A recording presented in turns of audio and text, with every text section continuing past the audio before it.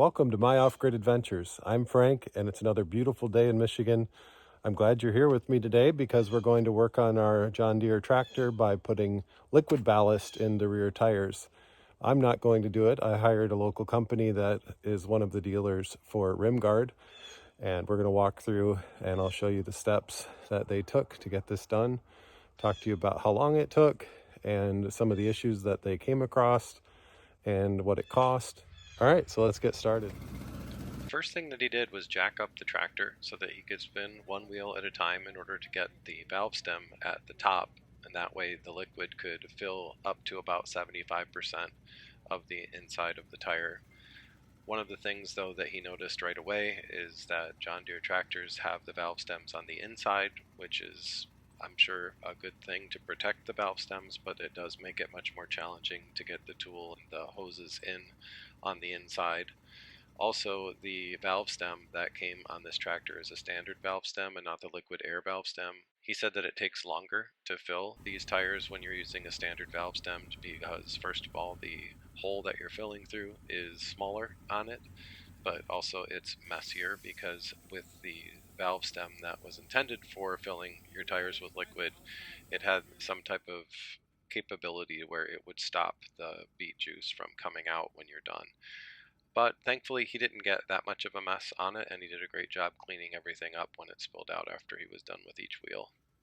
While he was filling the first wheel, the valve stem got clogged, so he had to take everything off and clean that out. I'm not sure if that happens with just the standard valve stems or if it's something that's common with even the liquid air valve stems as well, but that was one thing that slowed him down just a little bit. I asked him how he knew when each tire had sufficient amount of beet juice in it, and he said that this tank here has level indicators on it. He also mentioned that he would knock on the side of the wheel as it was filling just to kind of get a gauge on how far up it had gone. So between those two things, checking the tank and checking his wheel whispering technique, he was able to know when each one was filled. Since my tires were 41 by 14 by 20, the chart that RimGuard has online says that that means it takes 32 gallons of their beet juice per tire.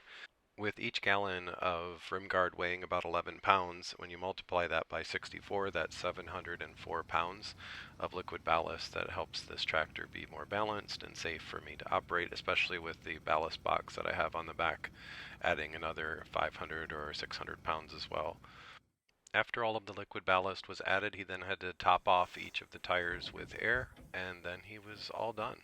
It took a full 2 hours to have this job done, but I believe it would have been quite a bit quicker if we had the types of valves that are made for filling. But this was the standard valve, so it took quite a lot longer, I think about twice as long.